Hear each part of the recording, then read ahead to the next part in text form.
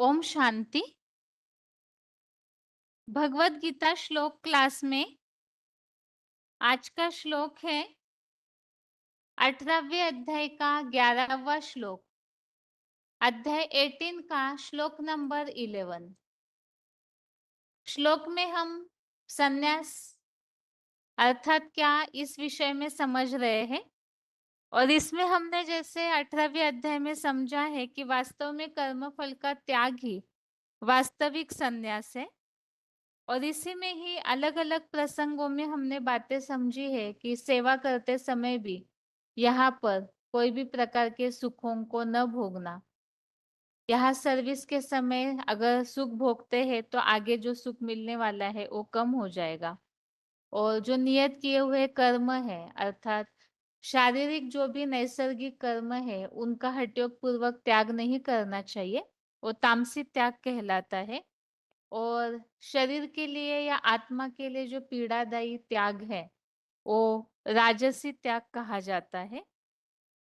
इसीलिए बताया है कि जो कर्म करने योग्य ही है ऐसा अलौकिक कर्म करना चाहिए, और वो भी कर्म फल को त्याग कर अर्थात ईश्वरीय सेवा का जो कर्म है सभी सांसारिक बंधनों को छुड़ाने वाला है। तो ऐसा ही ईश्वरीय सेवा का कर्म करना चाहिए जिसे कर्मफल त्याग करके अगर करते हैं विश्व कल्याणार्थ, आसक्ति को भी त्याग करके कर्म करते हैं तो वो सात्विक त्याग माना गया है। इसके अलावा हमने समझा था कि जो ऐसा सात्विक त्याग करने वाला है वो अलौकिक कर्म फल का त्याग करने वाला जो सतोगुणी सात्विक स्वभाव वाला बुद्धिमान है, सात्विक त्यागी सात्विक स्वभाव वाला बुद्धिमान है, वो फिर द्वेष वाले कर्म अर्थात अकुशलता युक्त कर्मों में द्वेषी नहीं और कुशलता युक्त कर्मों में आसक्ति या लगाव भी नहीं रखता है। अभी आगे का श्लोक हम समझते हैं। 18वें अध्याय का 11वां श्लोक जो आज के क्लास का श्लोक है। श्लोक है नहीं देह भ्रता शक्यम त्यक्तुम कर्मान्य शेषतः यस्तु कर्म फल त्यागी स त्यागी इति अभिधीयते। श्लोक दोबारा।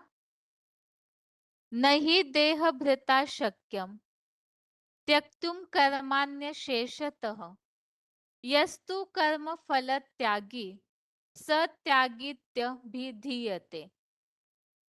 श्लोक का संधि विच्छेद है न ही देहभृता शक्यम त्यक्तुम कर्माणि अशेषतः यह तु कर्म फल त्यागी स त्यागी इति अभिधीयते।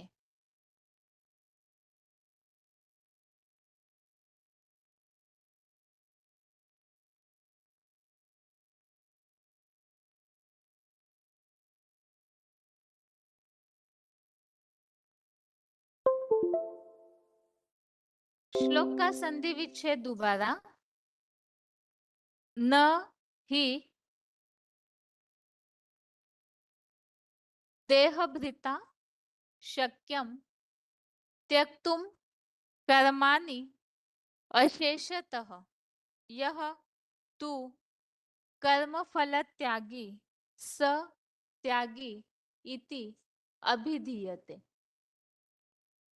शब्दों के अर्थ है ही अर्थात क्योंकि, देहभृता अर्थात देहधारी, कर्मान्य शेषतः अर्थात कर्मों को पूरा, त्यक्तुम अर्थात त्यागने में, शक्यम अर्थात समर्थ, न शक्यम अर्थात समर्थ नहीं है, तू अर्थात किंतु, यह अर्थात जो, कर्मफल त्यागी अर्थात कर्मफल का त्यागी है, स अर्थात वह, त्यागी अर्थात त्यागी है, इति अभिधीयते अर्थात ऐसे कहा जाता है।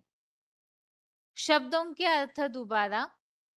ही अर्थात क्योंकि, देहभृता अर्थात देहधारी, कर्मान्य शेषतः अर्थात कर्मों को पूरा, त्यक्तुम अर्थात त्यागने में, शक्यम न शक्यम अर्थात समर्थ नहीं है, तू अर्थात किंतु, यह अर्थात जो, कर्म फल त्यागी अर्थात कर्म फल का त्यागी है, स अर्थात वह, त्यागी अर्थात त्यागी है, इति अभिधीयते अर्थात ऐसे कहा जाता है।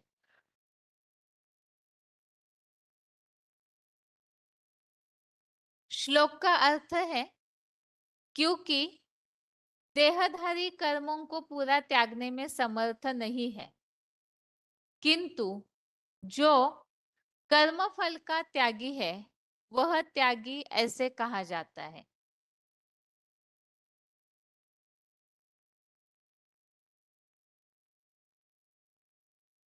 तो श्लोक में यहाँ बताया हुआ है देहधारी कर्मों को पूरा त्यागने में समर्थ नहीं है। इस प्रसंग में हमने तीसरे अध्याय में एक श्लोक इसके पहले ही समझा है। अध्याय 3 का श्लोक नंबर 4 और 5, इन दोनों श्लोकों में ऐसे बताया है, व्यक्ति कर्मों के आरंभ न करने से कर्म शून्यता रूप ज्ञान निष्ठा को प्राप्त नहीं करता, और कर्मों के पूर्ण संन्यास से भी उसे मुक्ति माना सिद्धि प्राप्त नहीं होती। और अध्याय 3 का जो 5 नंबर श्लोक है उसमें और स्पष्ट है, नहीं कश्चित् क्षणमपि जातु तिष्ठत्य अकर्मकृत कार्यते अवश्यः कर्म सर्व प्रकृति जय गुणे। इस श्लोक में भावार्थ में ये बात स्पष्ट की है कि कोई भी पुरुष अर्थात आत्माएं क्षण भर भी कर्म किए बिना नहीं रह पाते, क्योंकि प्रकृतिगत जो प्रकृति के 3 गुण हैं उनके कारण बरबसी कर्म करने पड़ते हैं। तो परमपिता शिव जो है, जो बताया विदेही शिव ज्योति की तरह, परमपिता शिव जो है वो करता है, अजन्मा है और अभोक्ता है। तो इसके कारण उनको अपना शरीर नहीं है, तो उन्हें कर्म करने की आवश्यकता नहीं। जैसे ज्ञान मूर्तियों में इस बात को स्पष्ट किया है कि परमपिता शिव जो है वो बड़े ते बड़ा सन्यासी है, क्योंकि वो पूरा 5000 साल परम धाम में ही बैठे रहते, अपना शरीर धारण नहीं करते, तो कर्मों के बंधन में भी नहीं आते। और उनको अपना शरीर ही नहीं है, गर्भ से जन्म ही नहीं लेते, तो इसलिए वो तो कर्म त्यागी है ही। लेकिन मनुष्य आत्माएं जो जन्म मरण के चक्र में आते हैं, वो कर्मों को पूरा त्यागने में समर्थ नहीं है। क्यों? क्योंकि प्रकृति के गुणों के कारण उन्हें कर्म करने ही पड़ते हैं।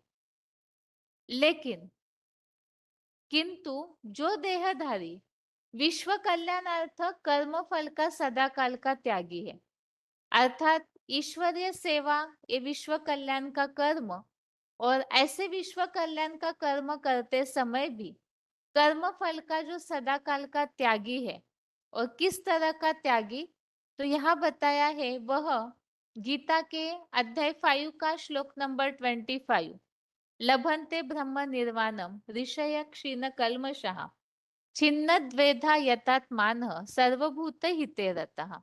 अर्थात यथार्थ में ही त्यागी ऐसे कहा जाता है जो सर्व प्राणी मात्र के कल्याण में सदैव लगा हुआ है, विश्व कल्याण में लगा हुआ है, और उसमें भी कर्म फल का जो त्यागी है वही सदा काल का त्यागी ऐसे कहा जाता है। इस प्रसंग में हमने और भी जैसे श्लोक समझे हैं कि भगवान ऐसों को ही पसंद करते हैं जो सब प्राणियों के कल्याण में लगे रहते हैं।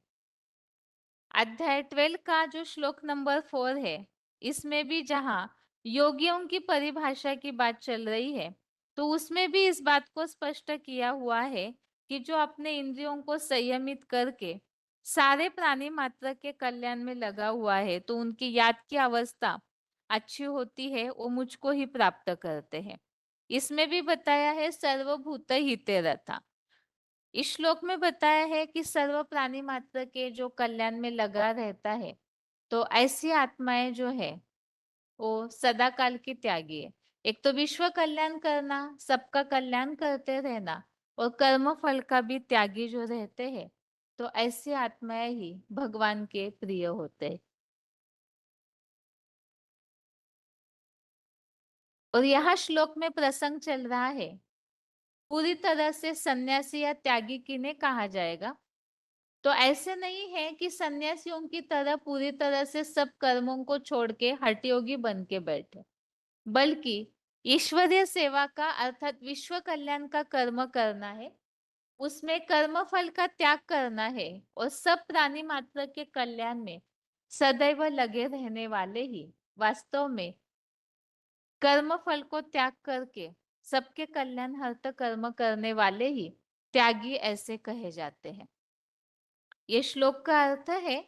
आगे किस तरह से कल्याण करना है, इसमें अलग अलग प्रकार की बातें आती है, तो उसे पॉइंट्स के द्वारा समझते हैं। इसमें जैसे कि एक पारसी लोगों का उदाहरण एक मुरली में बाबा ने दिया हुआ है, जो और धर्म वाले होते हैं वो किस तरह से कल्याण करते हैं। तो यहाँ जो सनातन धर्मी है उनको इस भाव से तो नहीं, लेकिन इससे हम केवल इस बात को समझ सकते हैं कि कल्याण करना हर बात में, हर प्राणी मात्र के कल्याण की भावना कैसी होनी चाहिए, जो किसी के प्रति हिंसा की भावना न हो, सबको जीवन जीने का अधिकार है, तो उनका कल्याण करना सबके और मानवीयता की दृष्टि से सबके प्रति शुभ भावना रखना, इस तरह से सबका कल्याण हो, ये भावनाएं ही सर्वभूत हिते रता ऐसे कहा जाता है। इसमें एक पॉइंट इस तरह से है, VCD number 1347, VCD number 1347।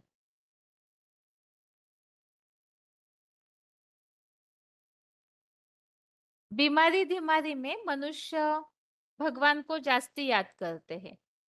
Bengal में जब कोई बीमार होता है तो उनको गंगा में ले जाकर कहते हैं राम बोलो, हरि बोल करते हैं।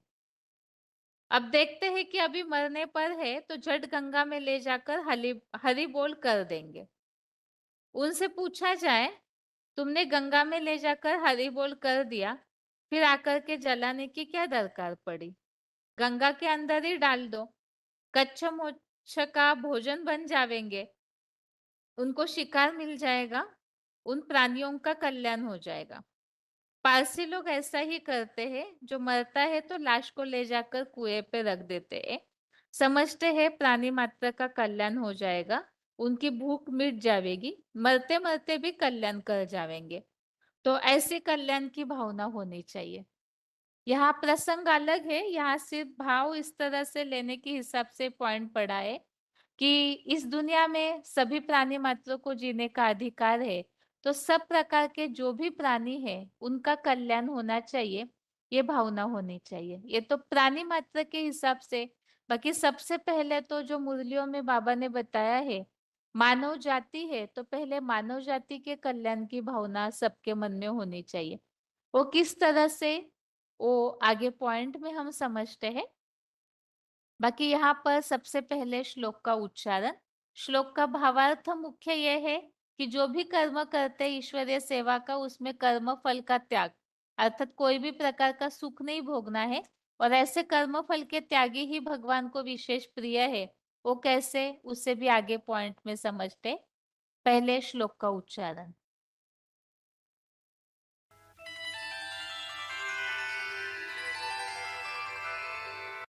गीता के 5वें अर्थ, अविनाशी रुद्र की यज्ञ सेवार्थ कर्मफल का त्यागी, छित कर्म से द्वेषी नहीं। 5 श्लोक।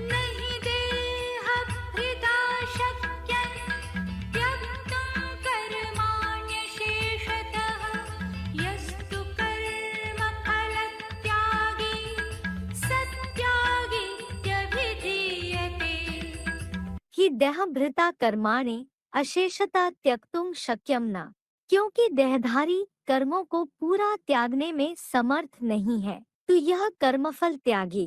किंतु जो कर्मफल का त्यागी है, सत्यागी इति अभिधीयते, वह त्यागी है ऐसे कहा जाता है। हि देहभृता कर्माणि अशेषता त्यक्तुं शक्यं न। तो यह कर्मफल त्यागी सत्यागी इति अभिधीयते। भावार्थ, क्योंकि मुझ विदेही शिवज्योति की तरह देहधारी कर्मों को पूरा त्यागने में समर्थ नहीं है, किंतु जो देहधारी विश्व कल्याणार्थ कर्मफल का सदाकाल त्यागी है, वह गीता के 5वें अध्याय के 25वें श्लोक का सर्वभूत हिते रता ही यथार्थ में त्यागी है, ऐसे कहा जाता है। अध्याय 18 का 12 देहभृता कर्माणि का बुद्धिमान, ईश्वर में संशयहीन, छित कर्म से द्वेषी नहीं एवं दीर्घकालीय कर्म में अनासक्त होने से अनुराग नहीं रखता। अध्याय 18 का 11वां श्लोक। नहीं देहभृता शक्यं त्यक्तुं कर्माण्यशेषतः यस्तु कर्मफलत्यागी सत्यागीत्यभिधीयते। हि देहभृता कर्माणि अशेषता त्यक्तुं शक्यं न। क्योंकि देहधारी कर्मों को पूरा त्यागने में समर्थ नहीं है, तो यह कर्मफल त्यागी, किंतु जो कर्मफल का त्यागी है, सत्यागी इति अभिधीयते, वह त्यागी है, ऐसे कहा जाता है। हि देहभृता कर्माणि अशेषता त्यक्तुं शक्यं न। तो यह कर्मफल त्यागी सत्यागी इति अभिधीयते।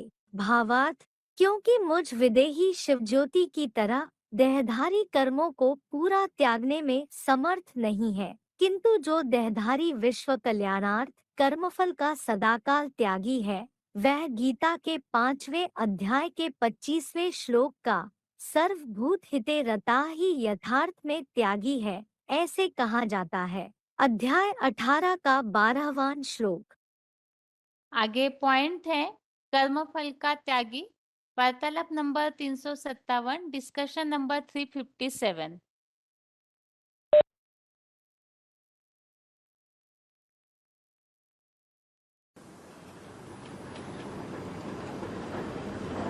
और भगवत गीता में लिखा है, नानी तो आत्मा मुझे बहुत प्रिय है, लेकिन जो कर्मफल को त्याग करने वाले हैं उनसे भी ज्यादा प्रिय है, ऐसा कहते हैं, ऐसा लिखा है। इसका मतलब क्या है? कर्म किया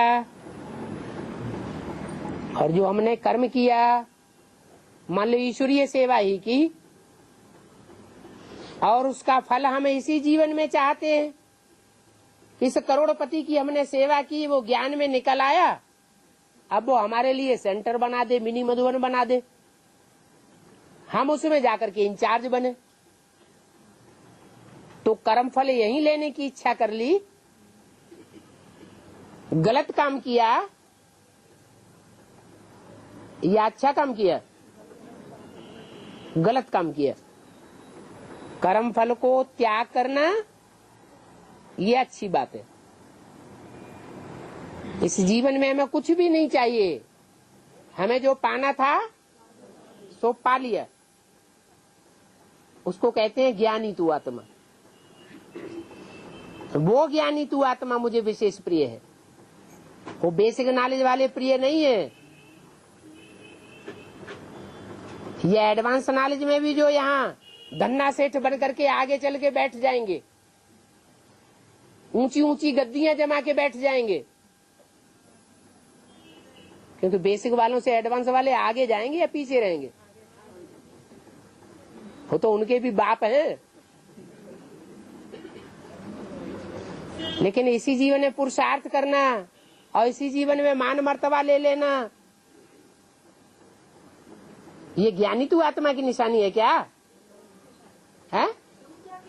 हाँ, उसका अंतिम जो अंजाम होगा वो होगा डूबी जा डूबी जा, सब मान मर्तबा मिट्टी में मिल जाएगा। उस हिसाब से नंबरवार सब फेल हो जाते हैं। छुपा रुस्तम बाद में खुले,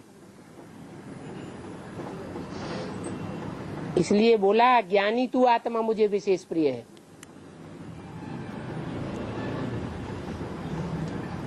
कर्म फल को भोगने वाला प्रिय नहीं है।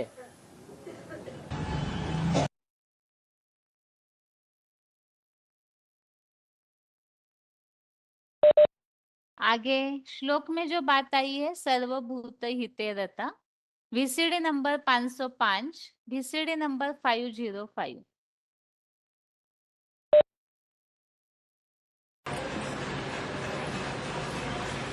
मुख्य है बाप को याद करना।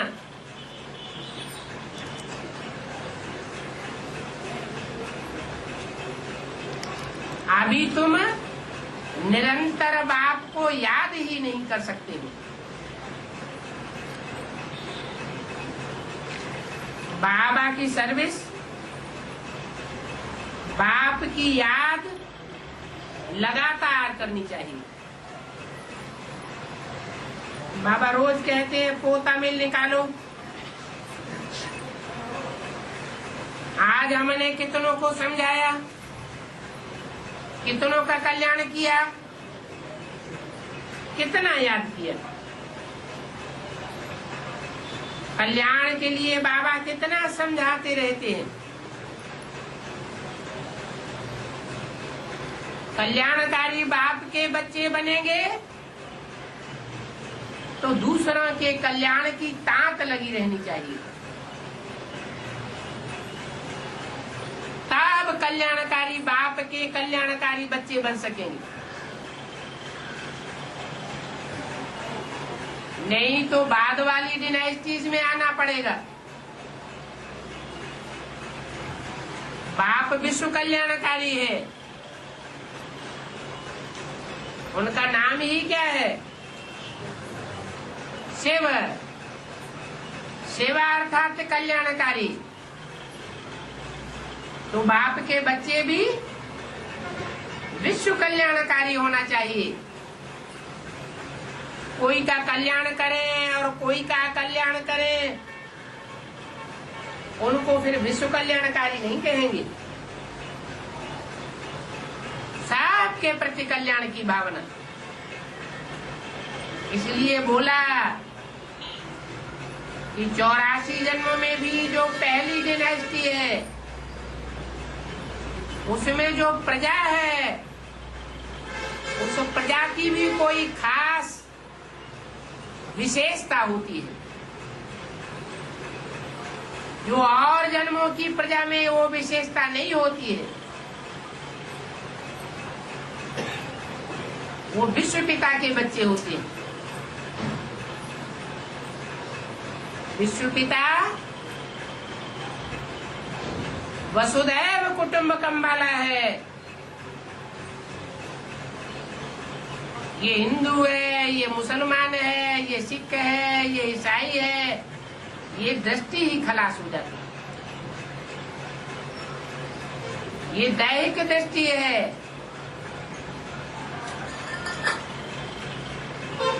आत्मिक दृष्टि जब बनती है तो सबका कल्याण करना चाहते, जो भी सन्मुख आए उसका कल्याण करना है। कल्याण के लिए बाबा कितना समझाते रहते हैं। कोई का कल्याण नहीं करना है, सब प्रकार की परहेज चाहिए।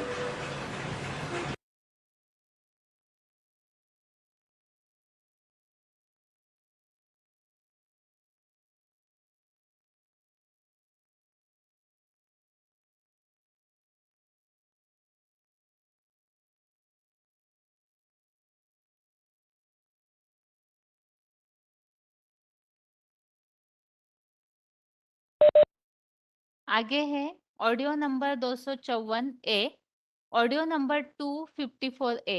11 मिनट के बाद से लिया हुआ पॉइंट है, जिसमें ये बात आई हुई है सबके कल्याण में लगे रहने की बात। हाँ जी। और जो परजीवी जन्म के कारण श्रीमत के आधार पर सेवा के संबंध का आधार है। कर्म बंधन नहीं है, सेवा का संबंध है। सेवा के संबंध में वैरायटी प्रकार की आत्माओं का ज्ञान धारण कर सेवा का संबंध समझ करके चलेंगे तो बंधन में तंग नहीं होंगे।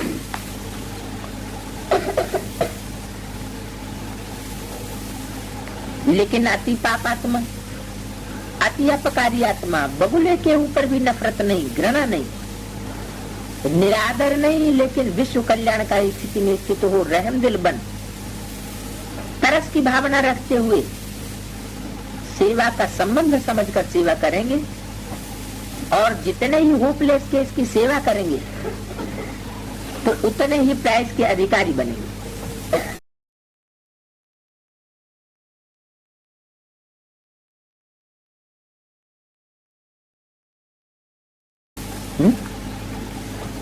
तो नामी ग्रामी विश्व कल्याणकारी है? कहाँ है नामी ग्रामी? कहाँ गाया जाता है? कोई है? अरे गाया जाता है तो कोई गाए न, किसी का है ना, इशारा तो दिया। वो कौन है जो विश्व कल्याणकारी गाया जाता है? विश्व में तो असुर भी हैं बड़े से बड़े, और विश्व में देवताएं भी हैं। सबका जिसने कल्याण किया, कौन गाया जाता है? लक्ष्मी नारायण। हाँ, शंकर का रूप ऐसा है, शास्त्रों में गाया हुआ है कि भस्मासुर और बाणासुर जैसे असुरों को भी कल्याणकारी भावना से देखा। तो पीस मेकर की प्राइज लेंगे तो प्रवृत्ति में कर्म बंधन के बजाय सेवा का संबंध है। ये परिवर्तन संकल्प करो, लेकिन सेवा करते करते अटैचमेंट में नहीं आ जाना। कभी डॉक्टर भी पेशेंट की अटैचमेंट में आ जाते हैं। सेवा का संबंध अर्थात त्यागी और तपस्वी रूप। सच्ची सेवा के लक्षण यही त्याग और तपस्या है। ऐसे ही व्यवहार में भी डायरेक्शन प्रमाण निमित्त मात्र शरीर निर्वाह, लेकिन मूल आधार आत्मा का निर्वाह। शरीर निर्वाह के पीछे आत्मा का निर्वाह नहीं भूल जाना। व्यवहार करते शरीर निर्वाह और आत्म निर्वाह दोनों का बैलेंस हो, नहीं तो व्यवहार माया जाल बन जाएगा। ऐसा जाल जो जितना बढ़ाते जाएंगे उतना फंसते जाएंगे।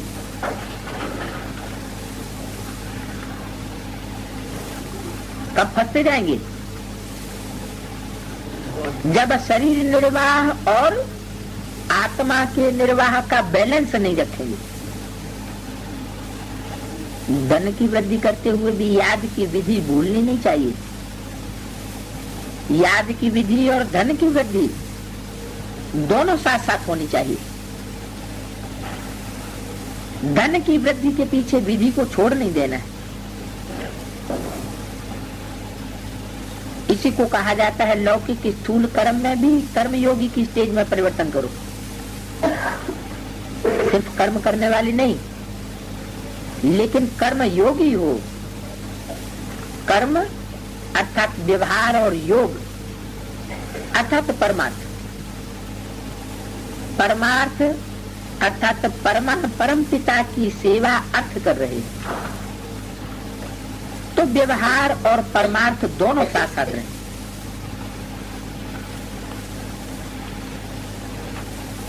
इसको कहा जाता है श्रीमत पर चलने वाली कर्मयोगी। व्यवहार के समय परिवर्तन क्या करना है?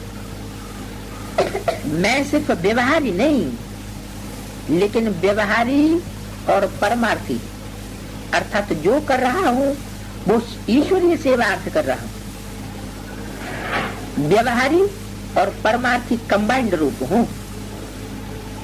यही परिवर्तन संकल्प सदा स्मृति में रहे तो मन और तन डबल कमाई करते रहेंगे। स्थूल धन भी आता रहेगा और मन से अविनाशी धन भी जमा होता रहेगा। एक ही तन द्वारा एक ही समय मन और धन की डबल कमाई होती रहेगी। तो सदा ये याद रहे कि डबल कमाई करने वाला हूँ, इस ईश्वरीय सेवा में सदा निमित्त मात्र का मंत्र व करणहार की स्मृति का संकल्प सदा याद रहे, करावनहार भूले नहीं, तो सेवा में सदा निर्माण ही निर्माण करते रहेंगे, विध्वंस नहीं करेंगे। कब? जब मैं करनहार हूं और बाप करावनहार है, ये स्मृति रहे। और आगे चलो, आगे चल अनेक प्रकार की व्यक्ति और वैभव अनेक प्रकार की वस्तुओं से संपर्क करते हो, इसमें भी सदा व्यक्ति में व्यक्त भाव के बजाय आत्मिक भाव धारण करो। वस्तुओं व वैभवों में अनासक्त भाव धारण करो, तो वैभव और वस्तु अनासक्त के आगे दासी के रूप में होंगी और आसक्त भाव वाले के आगे चुंबक की तरफ फंसाने वाली होंगी। ऐसी फंसाने वाली होंगी जो छुड़ाना चाहो तो भी छूट नहीं सकते। इसलिए व्यक्ति और उसके वैभव में आत्म भाव और अनासक्त भाव का परिवर्तन करो। और आगे चलो, कोई भी पुरानी दुनिया के आकर्षण में दृश्य अल्पकाल के सुख के साधन यूज करते हो व देखते हो तो उन साधनों के वशीभूत हो जाते। साधनों के आधार पर साधना ऐसे समझो जैसे रेत के फाउंडेशन के ऊपर बिल्डिंग खड़ी कर रहे हो।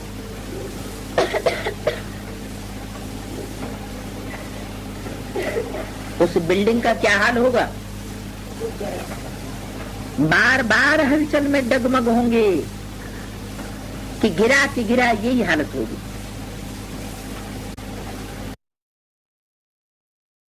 यहाँ श्लोक में जो बातें आई हुई है, एक तो विश्व कल्याण में लगे रहना, साथ में कर्म फल का त्यागी ही त्यागी कहा जाता है। तो इस पॉइंट में यहाँ अनासक्त भाव और सर्वभूत हिते रथा, इसमें सबके प्रति रहम दिल की भावना, कल्याण की भावना होनी चाहिए। तो ये जो बात आई हुई है उस प्रसंग में इस पॉइंट को लिया हुआ है। अभी आगे है रिवीजन वाला श्लोक। रिवीजन के लिए श्लोक है 14वें अध्याय का 25वां, अध्याय 14 का श्लोक नंबर 25। 14वें अध्याय में बात चल रही है, प्रसंग चल रहा है प्रकृति के तीनों गुणों से पार जाने की बात। और ऐसे पार जाने के प्रसंग में हमने समझा है कि उनके लक्षण क्या होंगे जो देह भान से विरहित हो जाते हैं। प्रकृति के 3 गुणों को पार करना अर्थात ही देह भान से निराला होना। और जो देह भान से निराले हो जाते हैं उनके लक्षण क्या होंगे, वो बातें यहाँ हमने समझी कि वो सभी के प्रति उदासीन की भांति अचल अडोल रहेगा, किसी के भी कर्मों से हिलेगा नहीं। और साथ में ऐसी आत्माएं जो है अंगत की तरह रहेगी, किसी के प्रति ईर्ष्या द्वेष वाली भावना वाली नहीं होगी। सुख दुख में जो भी द्वंद्व वाली परिस्थितियां है उन सब में समान होंगे। इसी तरह से इस 25वें श्लोक में और भी बातें बताई हुई है। श्लोक है मान अपमानयो तुल्यः मित्रारि पक्षयो सर्वारंभ परित्यागी गुणातीतः स उच्यते। श्लोक दोबारा, मानापमानयो तुल्य मित्रारि पक्षयो सर्वारंभ परित्यागी गुणातीतः स उच्यते। अर्थात जो मान अपमान में समान है, परिवर्तनीय मित्र शत्रु दोनों पक्षों में सदा समान है, यज्ञ सिवा सभी सांसारिक बंधनों वाले कर्मों का समुचित त्यागी है, वह गुण संघात से परे वैकुंठवासी विष्णु समान कहा जाता है। श्लोक में ये बात बताई है कि जो प्रकृति के गुणों से पार हो जाते हैं तो मान अपमान में वो सदैव समान रहते हैं। मित्र शत्रु कैसे भी परिस्थितियां, कैसे भी व्यक्ति हो, उन सब में भी समान। और यज्ञ के सिवाय सभी सांसारिक कर्म बंधनों का त्यागी। देहभान है तो देह के कर्मों में लगे रहेंगे, और आत्मिक स्थिति है आत्म कल्याण वाले यज्ञ सेवा के सिवाय सभी देह के कर्मों के त्यागी होंगे। जिसके लिए कई श्लोकों में हमने पॉइंट समझे हैं कि यज्ञ सेवा के सिवाय सभी सांसारिक कर्म जो है बंधन में डालने वाले हैं। तो जो प्रकृति के 3 गुणों से पार जाने वाले हैं, तो वो कर्मों के समुचित त्यागी होंगे, सांसारिक कर्मों के। और वही गुण संघात से परे वैकुंठवासी विष्णु समान कहा जाता है। जिसके लिए यहाँ रेफरेंस लिया हुआ है अध्याय 2 का 45वां श्लोक, अध्याय 2 का श्लोक नंबर 45, जिसमें ये बात बताई हुई है कि हे अर्जुन, 3 गुणों से परे सदा सत्व गुण में स्थिर हुआ, सुख दुखादि द्वंद्व मुक्त, प्राप्ति व उसकी सुरक्षा रहित बन, आत्म बिंदु की स्थिति वाला बन। क्योंकि भगवान जो है वो स्वयं 3 गुणों से परे होने वालों के प्राप्ति या उसकी रक्षा का भार वहन करते हैं। योगक्षेमम वहाम्यहम। इसलिए भगवान अर्जुन को बता रहे हैं, आत्म बिंदु की स्थिति वाला बन जा, देह भान छोड़। 3 गुणों से परे जाना अर्थात ये देह भान छोड़ना, और देह भान छोड़ना अर्थात आत्मिक स्थिति वाला बनना। और जो ऐसे बनते हैं वो गुण संघात से परे वैकुंठवासी विष्णु समान होते हैं। अर्थात इस स्वर्ग में जो ऐसी स्थिति होती है आत्म बिंदु वाली, तो वो पूरी तरह से सांसारिक कर्मों के त्यागी होते हैं। और अध्याय 3 का श्लोक नंबर 9 में इस बात को बताया है। जो श्लोक में बात आई है सांसारिक बंधनों की, यज्ञ सिवाय बाकी जो भी सांसारिक कर्म है वो बंधन में डालने वाले हैं। तो यज्ञार्थात कर्मणोन्यत्र लोकोयम कर्म बंधन तदर्थम कर्म कोणतेय मुक्त संग समाचार। यज्ञ के सिवाय दूसरे किसी कर्म से यह नरक लोक कर्म बंधन है। तो इसीलिए ही यज्ञ सेवा ही है जो सभी बंधनों से छुड़ाती है। अभी श्लोक में जो बात आई है मान अपमान में समान, उस प्रसंग में यहाँ एक छोटा सा VCD पॉइंट लिया है। जो देहधारी होते हैं आत्माएं, देह में जिनकी बुद्धि धरी रहती है वो मान सम्मान लेना चाहते हैं। जिनकी बुद्धि देह में नहीं धरी हुई है वो मान सम्मान लेना चाहते ही नहीं। आत्मा आत्मा भाई भाई की स्टेज बन जाती है। कोई मान दे तो भी प्रसन्न, अपमान करे तो भी प्रसन्न। तो ये इस श्लोक में मुख्य बात बताई है, सब स्थितियों में समान। जो बात हमने पहले भी श्लोकों में समझी है, द्वंद्वों से परे होने की स्थिति। जैसे अध्याय 2 का श्लोक नंबर, मात्र स्पर्शास्तु कोणतेय शीतोष्ण सुख दुखदा, इस श्लोक में भी बताया है कि सब बातों में समान स्थिति वाला। दूसरे अध्याय का 14वां श्लोक, क्योंकि ये जो इंद्रियों के विषय है अर्थात देहभान, ये तो आने जाने वाले हैं, नित्य तो रहते नहीं, तो इसीलिए इन सब में समान। ऐसे ही अध्याय 2 का श्लोक नंबर 15 में बताया है कि जो हर स्थिति में समान रहते हैं, सुख दुख में या मान अपमान जो भी ऐसे द्वंद्व वाली स्थितियां है, तो ऐसे धैर्यवान पुरुष को ये विषय व्यथित नहीं करते, वो अमरत्व के लिए योग्य है। अध्याय 2 का श्लोक नंबर 38, इसमें भी इस बात को बताया है, सुख दुख के समय कृत्वा लाभा लाभो जया जयो। तो ऐसे अगर समान मान करके समत्वम योग उच्यते, ऐसी स्थिति में जो स्थित हो जाते हैं तो वो योगी है, और उनके लिए बताया हुआ है कि वो पाप को नहीं पाएगा। अध्याय 2 के जो भी स्थिर बुद्धि वाले श्लोक है, अध्याय 2 का श्लोक नंबर 56 से लेकर के 58 तक, इन सब श्लोकों में भी समान स्थिति की बात बताइए। 56 और 57 में विशेषकर हर स्थिति में किस तरह से समान रहना चाहिए उन बातों को बताया हुआ है।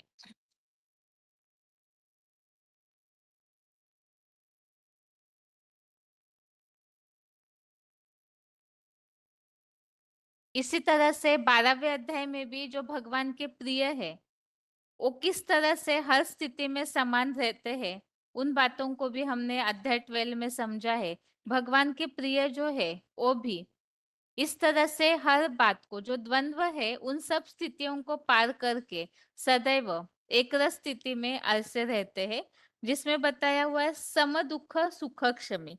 अध्याय 12 का श्लोक नंबर 13-14, इसमें भी ये बात बताई हुई है कि सर्व प्राणी मात्र के प्रति दया भाव वाले, तो मित्र शत्रु दोनों पक्षों में समान रहने वाला ही दया भाव वाला हो सकता है, और जिनके लिए बताया हुआ है वो सदैव संतुष्ट रहते हैं। अध्याय 2 का श्लोक नंबर 18 और 19, इन श्लोकों में भी ये बात बताई है। सम शत्रु च मित्रे च तथा मानापमानयो शीतोष्ण सुख दुखेषु सम संग विवर्जितः तुल्य निंदा स्तुतिर्मौनी संतुष्टो येन केनचित् अनिकेतः स्थिरमतिर्भक्ते अनिकेतः स्थिरमतिर भक्तिमान में प्रियो नर। इसमें भी बताया है हर स्थिति में जो भगवान का प्यारा है, अब यहाँ वैकुंठवासी विष्णु समान कहा जाता है, तो जो भगवान के प्यारे हैं वही भगवान तक पहुंच सकते हैं और वही इन सब द्वंद्वों को पार कर जाते हैं। इसी तरह से अध्याय 15 में भी जो बात आई हुई है, निर्माण मोहा जित संग दोषा अध्यात्म नित्या विनिरुद्ध कामा, अध्याय 15 का श्लोक नंबर 5, द्वंद्व विमुक्ता सुख दुख संगे गच्छन्त मूढ़ा पदम व्यम तत्। इस श्लोक में भी सब द्वंद्वों से मुक्त हुए मोहरहित ज्ञानी जन अविनाशी परम पद को पाते हैं। तो हर स्थिति में जो आत्मिक स्थिति वाले देहभान है, तो देह के जो विषय है सुख या दुख देंगे जरूर, और जो आत्मिक स्थिति वाला है आत्मा बिंदु, जो परम धाम की स्टेज है, तो उसमें इन सब बातों के द्वंद्वों की बात नहीं आती। तो ऐसी आत्माएं ही, क्योंकि स्वर्ग माना ही स्वस्थिति में गया, तो जो आत्मिक स्थिति में स्थित रहते हैं वो ऐसे गुण संघात से परे वैकुंठवासी विष्णु समान कहे जाते हैं। ये श्लोक का अर्थ हमने समझा, आगे उच्चारण और पॉइंट्स। मानापमानयोस्तुल्य तुल्यो मित्रारिपक्षयोः सर्वारम्भ परित्यागी गुणातीतः स उच्यते। जो मान अपमान में समान है, परिवर्तनीय मित्र शत्रु दोनों पक्षों में सदा समान है, यज्ञ सिवा सभी सांसारिक बंधनों वाले कर्मों का समुचित त्यागी है, वह गुण संघात से परे वैकुंठवासी विष्णु समान कहा जाता है। देखिए गीता के दूसरे अध्याय का 45वां श्लोक और तीसरे अध्याय का 9वां श्लोक।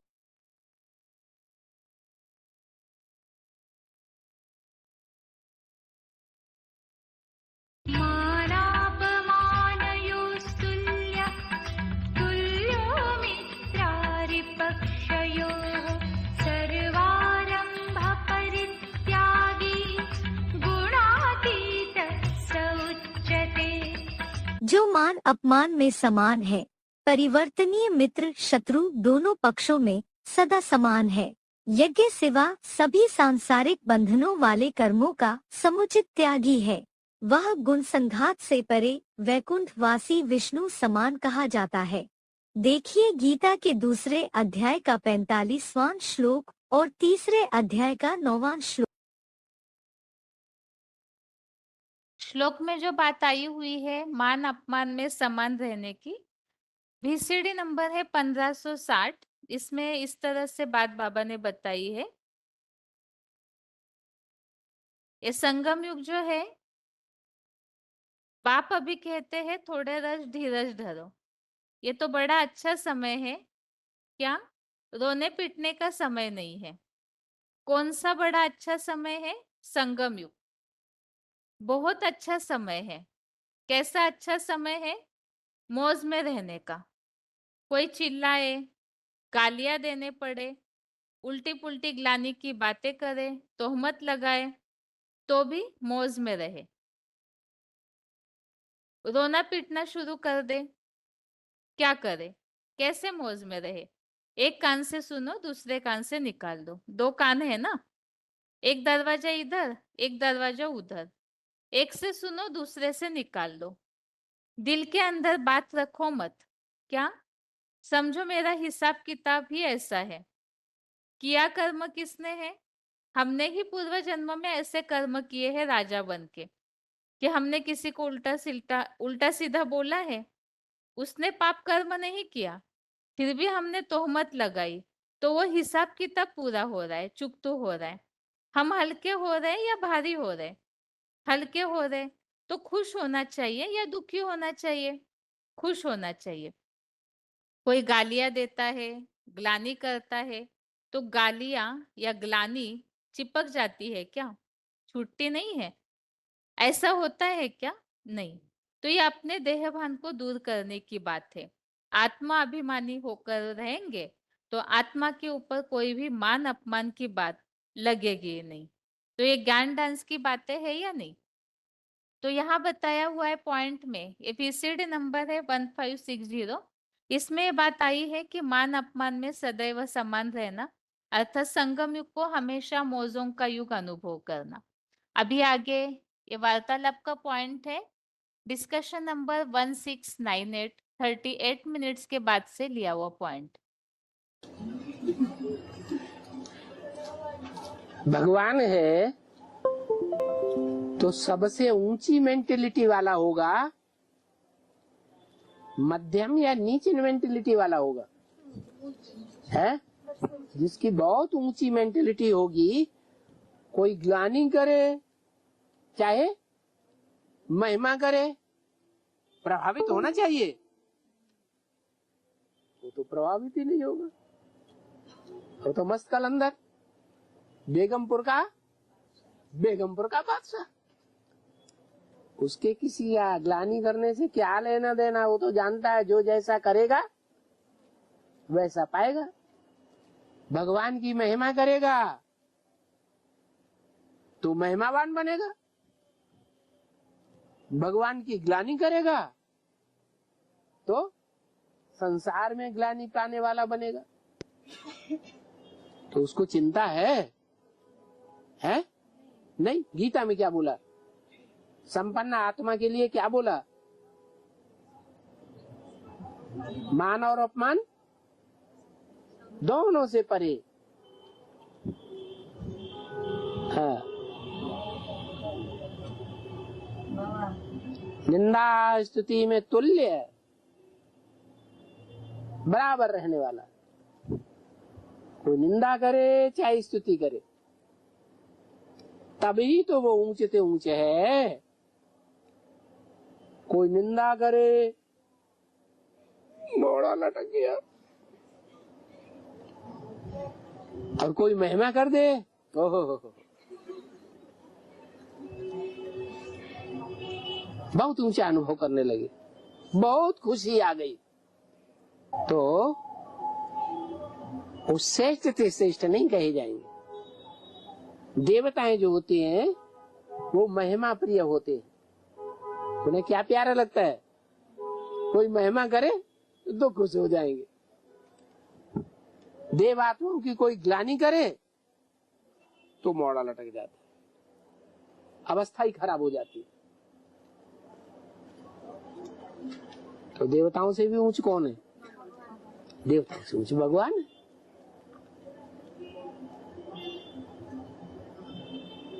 भगवान कहा ही इसलिए जाता है कि वो ऊंच से ऊंच पार्ट बजाता है।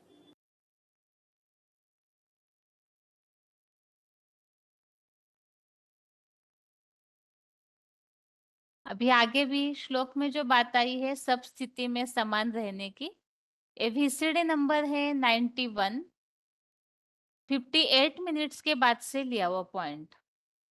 अर्थात सदा सर्व के प्रति सुभावना। मनसा प्योरिटी कौन सी होती है? जो भी सामने आए, जिसके बारे में भी हम सोचें, जो भी संसर्ग संपर्क में आए, उसके प्रति क्या हो? कल्याण की भावना हो, शुभ भावना हो, किसी भी प्रकार की अशुभ भावना न पैदा हो जाए, उसको कहते हैं मनसा प्योरिटी। शुभ कामना, शुभ भावना सभी के प्रति।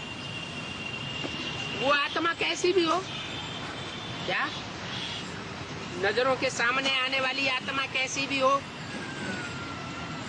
संकल्प में आने वाली आत्मा कैसी भी हो, संसर्ग संपर्क में आने वाली आत्मा कैसी भी हो, प्योरिटी की, रॉयल्टी की मनसा हो, सर्व के प्रति शुभ भावना, शुभ कामना, कल्याण की भावना, रहम की भाषणा और भावना और दातापन की भावना हो, और दृष्टि में सदा बातों हरेक के प्रति आत्मिक रूप देखने में आए अथवा फरिश्ता रूप देखने में आए। चाहे वो फरिश्ता नहीं बना हो, वर्तमान में चाहे वो फरिश्ता नहीं बना हो, पुरुषार्थ इतना तीखा नहीं किया हो, लेकिन मेरी दृष्टि में फरिश्ता रूप है। क्यों? आगे बढ़ने वाली है। क्योंकि हमें तो पता है कि कोई भी आत्मा परम धाम डायरेक्ट वापस जाने वाली नहीं है। इस सृष्टि की 500-700 करोड़ मनुष्य आत्माओं में से हर आत्मा को सूक्ष्म वतन से फरिश्ताई स्टेज से होकर के गुजरना पड़ेगा। तो मेरी दृष्टि में फरिश्ता रूप और आत्मिक रूप ही हो, और कृति अर्थात संपर्क संबंध में, कर्म में आना, उसमें सदा ही सर्व के प्रति स्नेह देना, उनको सदैव ही उन कर्मों में सुख देना, किसी प्रकार का किसी भी आत्मा को संसर्ग और संपर्क में दुख देने की भावना न आए। चाहे दूसरा स्नेह दे, क्या कोई दूसरा स्नेह दे या नहीं दे, लेकिन मेरा कर्तव्य है कि स्नेह दें, उनको स्नेही बनाएं। ये नहीं सोचे कि ये तो कभी स्नेही नहीं बनता, सदैव दूरदृष्टि रखता है, तो हम सदा कैसे इसके लिए स्नेह देते रहें। नहीं, पूर्व जन्मों का जितना हिसाब किताब होगा उतना ही वो हिसाब किताब हमारे से पूरा करेगा। जब वो हिसाब किताब पूरा हो जाएगा तो सब की हमारे प्रति आत्मिक दृष्टि बन जाएगी। तो कहा दृष्टि में सदा हर एक के प्रति आत्मिक रूप देखने में आए, चाहे दूसरा स्नेह दे या नहीं दे, लेकिन मेरा कर्तव्य है स्नेह देना, और स्नेह देकर स्नेही बनाना। स्लोगन है ना, क्या स्लोगन है? न दुख दो न दुख लो, देना भी नहीं है, और दूसरा अगर कोई दुख देता है तो उस दुख को स्वीकार भी नहीं करना। कोई ने गाली दे दी, गाली हमारे को चिपक गई क्या? कोई ने ग्लानि कर दी 10, 20, 50 लोगों के सामने, तो बुद्धि में आना चाहिए मैंने पूर्व जन्म में इसकी ग्लानि की होगी, इसलिए ये अपना हिसाब किताब पूरा कर रहा है। ऐसे नहीं वो ग्लानि करे तो हम भी उसकी ग्लानि 50 आदमियों के बीच में करना शुरू कर दें। मतलब क्या हुआ? हम जितना स्नेह देंगे उतना रिटर्न में हमको स्नेह जरूर मिलेगा। हम जितनी दूसरों को सहानुभूति देंगे उतनी सहानुभूति का रिटर्न हमको आज इस जन्म में अथवा अगले जन्म में जरूर मिलेगा। ये नियम है नैसर्गिक। क्या जो देता है वही रिटर्न में मिलता है।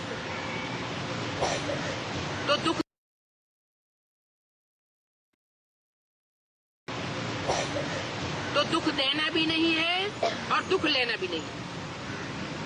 देने वाले आपको कभी दुख दे दें, लेकिन आप उसको सुख की स्मृति से देखो। क्या ये हमको दुख दे रहा है, ग्लानि कर रहा है, गाली दे रहा है, तो उसको हम सुख की दृष्टि से कैसे देखें? कैसे देखें?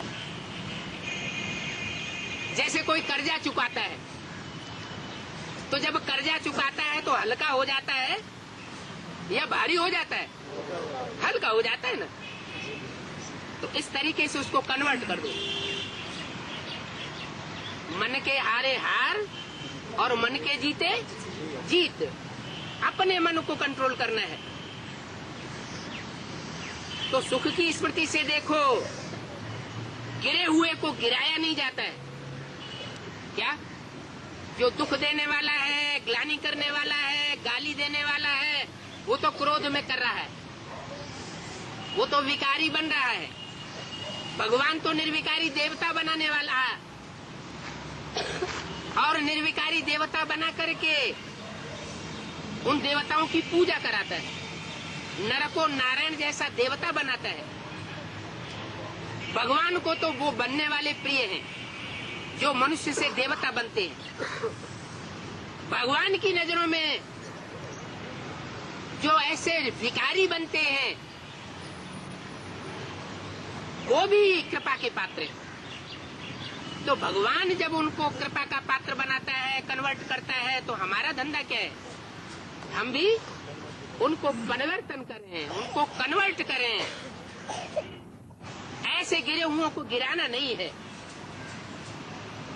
गिरे हुओं को सदा ऊंचा उठाया जाता है। क्या? वो रास्ता चलते चलते साइकिल से, घोड़े से गिर जाए तो क्या करना है? एक लात और लगाना है क्या? है? नहीं, उसको तुरंत उठाया जाता है, उठाना चाहिए। तो बोला गिरे हुए को गिराया नहीं जाता, गिरे हुए को सदा ऊंचा उठाया जाता है। वह परवश होकर के दुख दे रहा है। क्या? वो जो ग्लानि कर रहा है, गाली दे रहा है, अथवा कभी गुस्से में आकर के मारपीट भी कर देता है, तो परवश होकर कर रहा है। किसके परवश होकर कर रहा है? परमाना परमाना पराया। जो काम, क्रोध, लोभ, मोह, अहंकार है वो शरीर के धर्म है,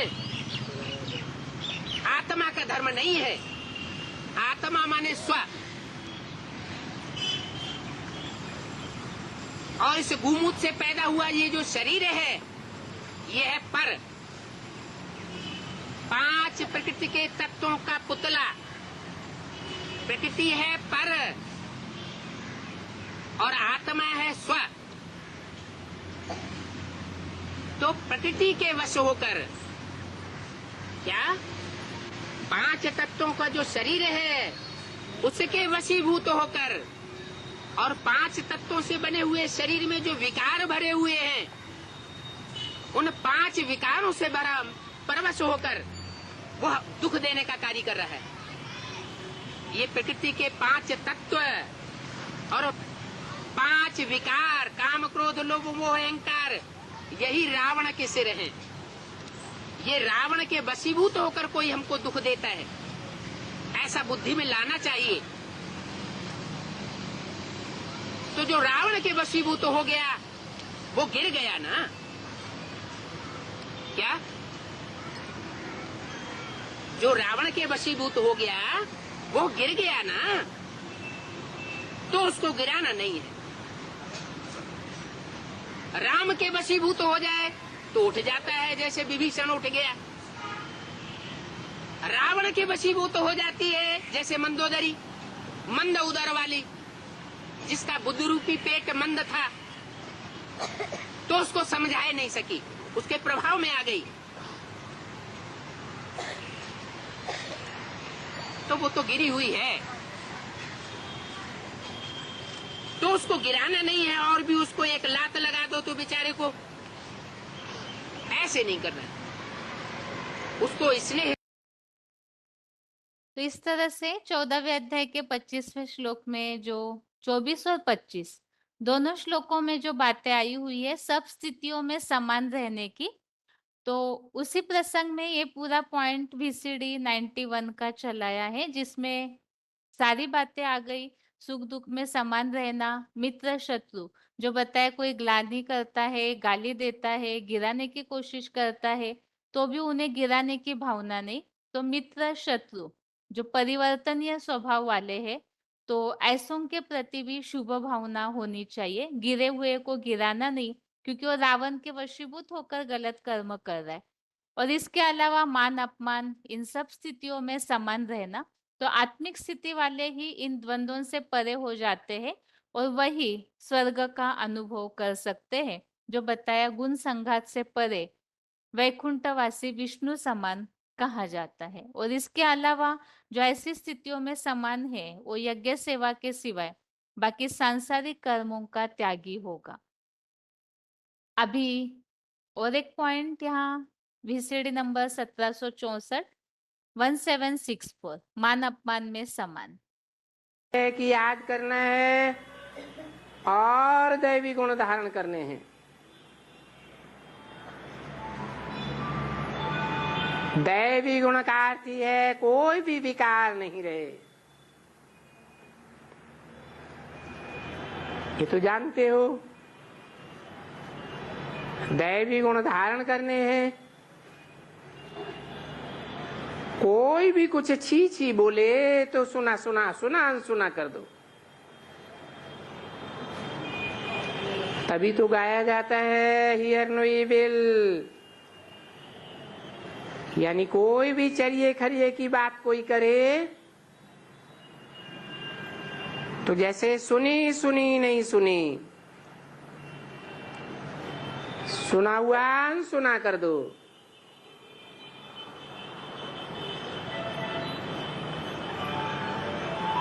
तो सुना है ना, मान अपमान सुख दुखे समय कृत्वा।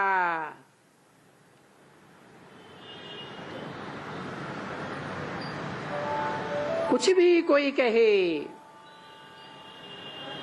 ये सभी सहन करना है। सहन करने की युक्ति बताए देते हैं। कोई कुछ भी कहता रहे तुम सुनी अनसुनी कर दो, तो अभी ये अवस्था चाहिए ना, जिस समय में सुनते हैं उस समय में तो झट आ जाते हैं।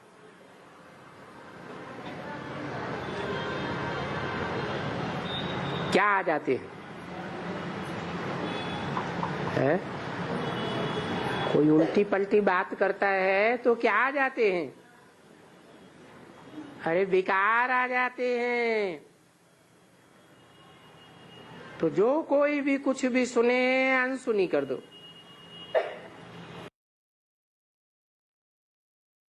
अभी आगे आज के श्लोक को एक बार रिवाइज करके आज का क्लास पूरा करते हैं। 18वें अध्याय का 11वां श्लोक है, नहीं देह भ्रता शक्यम त्यक्तुम कर्मान्य शेषतः यस्तु कर्म फल त्यागी स त्यागीत्यभिधीयते। श्लोक दोबारा, नहीं देह भ्रता शक्यम त्यक्तुम कर्मान्य शेषतः यस्तु कर्म फल त्यागी स त्यागीत्यभिधीयते। अर्थात क्योंकि मुझ विदेही शिव ज्योति की तरह देहधारी कर्मों को पूरा त्यागने में समर्थ नहीं है, किंतु जो देहधारी विश्व कल्याणार्थ कर्म फल का सदाकाल त्यागी है वह सर्वभूत हिते रता ही यथार्थ में त्यागी ऐसे कहा जाता है। तो यहाँ त्यागी की जो बात है वो बताई हुई है। एक तो विश्व कल्याणार्थ जो ईश्वरीय सेवा का कर्म करते हैं उसमें कर्म फल का त्यागी होना चाहिए, और विश्व कल्याण ही करते समय विश्व कल्याणकारी ही जिसमें स्वार्थ भावना न हो तो ऐसा त्यागी ही वास्तव में त्यागी कहा जाता है। यह आज के 18वें अध्याय के श्लोक का अर्थ है। त्यागी अर्थात ही विश्व कल्याण अनासक्त भाव। और 14वें अध्याय के 24-25वें श्लोक में हमने समझा है जो आत्मिक स्थिति वाले हैं वो सब स्थितियों में सब परिस्थिति में समान होंगे, क्योंकि देह के जो 3 गुण है प्रकृति के 3 गुणों से वो परे हो जाता है, तो विष्णु समान वैकुंठवासी कहा जाता है। ये आज के दोनों श्लोकों का अर्थ हमने समझा, और आज के लिए गीता क्लास यहाँ ही पूरा करते हैं। ओम शांति।